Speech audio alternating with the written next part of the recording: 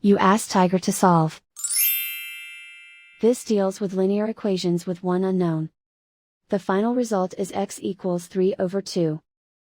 Let's solve it step by step. Simplify the expression. Simplify the arithmetic.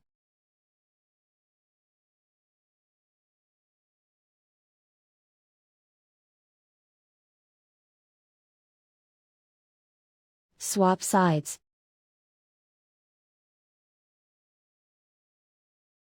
Isolate the x. Multiply both sides by 12. Group like terms.